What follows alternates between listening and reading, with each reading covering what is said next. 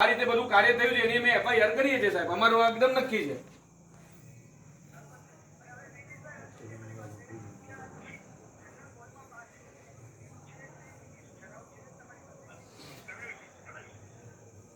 નહીં નેમિશભાઈ સાહેબ, આપને ઇન્ટરપ્ટ કરું છું સાહેબ. આ નેમિશભાઈ, અમારે ટ્રસ્ટી જોડે તો વાત કરવી જ છે. અમને ટ્રસ્ટી જોડે વાત થશે, નહીં તો અમે એફઆઈઆર કરવા જવાના જ છે. મતલબ તમે એનામાં બિલકુલ બી તમે એમ સમજતા નહીં કે આ વસ્તુ બહુ મોટી છે અને તમે એકદમ હળલતું ખોટું કર્યું છે. અમે નહીં આનામાં ઝૂકવાના નથી. તમારે ટ્રસ્ટીને અહીંયા બોલાવવા જ પડશે રાતના, નહીં તો એફઆઈઆર કરશું જ અમે, એ વસ્તુ નક્કી છે સાહેબ. હું આપની કદાચ આપને એમ લાગતું છે કે સાહેબ અપમાન કરું છું સાહેબ, જગતશેખર માસે પણ અહીંયા છે સાહેબ, બધાનો સૂર એક જ છે કે એફઆઈઆર કરવી જ છે સાહેબ. અને સાહેબ આ કઈ નાની વસ્તુ નથી ને કે ગલી કુચીના કોઈ વસ્તુમાં ઘટના ઘટી ગઈ. આ તો શું છે સાહેબ, આનામાં પ્રશ્ન જ ન હોય ને સાહેબ.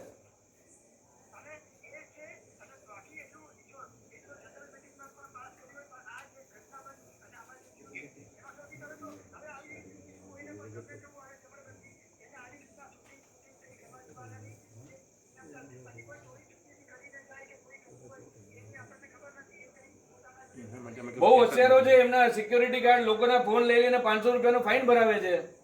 બધું લોકો માટે તો બહુ સરસ કાયદા છે અહીંયા સાહેબ, ફટાફટ.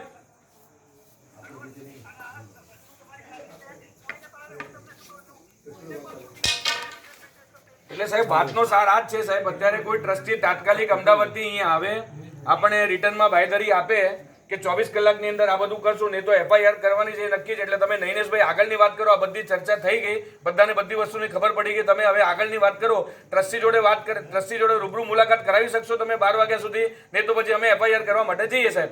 કેમ કે જુનાયેલા લેટરથી તમે વિડીયોગ્રાફી કરી છે, બિલકુલ બી આજે 5-6 મહિના પછી તમે એને વેલિડેટ ના કરી હોય તો અમે એની એફઆઈઆર કરવા માટે તો અમે લાયબલ છીએ. હા હા, નહીં. આ જો આ મારી કોઈ વ્યક્તિગત ડિમાન્ડ નથી સાહેબ. તમે ટ્રસ્ટી છો અને ઘટના એવી ઘટી છે, તમે લોકો એને લાઇટલી કેવી રીતે લો છો? કોઈ ઇમરજન્સી હોય તો તમે દોડીને નહીં આવો. તમે જો તમે એ બધી વાતો નહીં કરો. મારો તમને પ્રશ્ન છે, તમે સાંભળો નૈનેશભાઈ, તમે પોઈન્ટ પર વાત કરો. તમે કોઈ ઇમરજન્સી અહીંયા ઘટના ઘટે તો ટ્રસ્ટીઓને આવવાની ફરજ નથી સાહેબ? તો આ ઘટનાને તમે નાની સમજો છો? જો તમે ના પડતા તો આ ઘટનાને તમે નાની સમજો છો, એક જ વાત છે.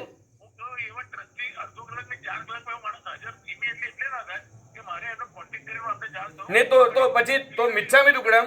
તો તમે જો તમને તમારા મેનેજમેન્ટનું બંધન છે, અમને અમારા શાસનનું બંધન છે, અમે ચલાવવાના નથી. એફઆઈઆર તો થશે જ સાહેબ. હા તો તમારું શાસન એક હોત તો તમે આટલું લગાવત જ નહીં સાહેબ. અત્યારે ટ્રસ્ટીને 25 ફોન તમે કરી નાખ્યા હોત. તમારું જો લોહી ઉકળતું હોત ને તો તમે આ બધી વાતો ન કરત. નહીં તમે જો સાંભળો, આ એક જ વાત છે સાહેબ, હું વધારે ખોટું ઉશ્કેરાઈ જઈશ. જો ટ્રસ્ટી 12 વાગ્યા સુધી હાજર થાય તો સારી વાત છે. તમે મને હવે જો અત્યારે 8માં 10 કેમ છે, બરોબર છે ને? 8:15 વાગ્યા સુધી તમારો જવાબ મને આપી દો કે ટ્રસ્ટી કોઈ આવી શકે છે કે નહીં. નહીં તો 8:15 વાગે અમે અહીંથી એફઆઈઆર કરવા માટે જઈએ છીએ. આ તમને અમે ડોટ કહી દીધું. તમારો કોન્ટેક્ટ થાય તો સારું, ન થયું તો સારું. અમે અમારા શાસનથી બંધાયેલા છે અને આ અપમાન દાદાનું થયું છે. જો એક જૈનનો બચ્ચો પણ પોતાના દાદાને પોતાને સમજતો હોય ને તો એના મોઢા પર થૂ છે, જો આનો વિરોધ ના કરે તો. તમે કઈ રીતે એક માણસના ફેવર કરવા માટે આવી બધું કરી શકો છો? અને તમે લોકોને કહો છો તમને શરમ આવી જોઈએ? અરે કરી છે તમે કહો છો પ્રેમલભાઈને કહ્યું છે, આ બધું ફેવર જ કરી છે તમે. 8:15 વાગ્યા સુધી જવાબ આપી દો. ટ્રસ્ટી જોઈશે, રૂબરૂ જોઈશે, આવે તો ઠીક છે, નહીં તો અમે પેઢી પર અમે એફઆઈઆર કરવા જઈ રહ્યા છે અને આખા ભારતમાં અમે આ વાત ફરાવશું અને બધું જ કરી ચૂકશું અમે. તમે આમાં અમને ઓછા નહીં આપતા. પછી શું થાય જોવાઈ જશે. હાજી, તમે 8:15 વાગ્યા સુધી જવાબ આપી દો શૈલેષભાઈ. તમારે જેને વાત કરી એને કરી લો, બરોબર છે?